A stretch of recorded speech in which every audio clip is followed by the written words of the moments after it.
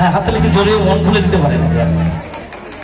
বাংলা চিরাচরিত ঐতিহ্যের জন্য, সংস্কৃতির জন্য দিতে পারে। আমরা এই গানটা অনেক বড় গ্রাম, আমরা ছোট্ট করে অনুষ্ঠান শুরু করছি, তার কারণ আকাশের অবস্থা ভালো না। নানা ধরনের গান গাইতে হবে, অনেকগুলো গানের রিকোয়েস্ট ইতিমধ্যে এসেছে, জানি না কতক্ষণ অনুষ্ঠান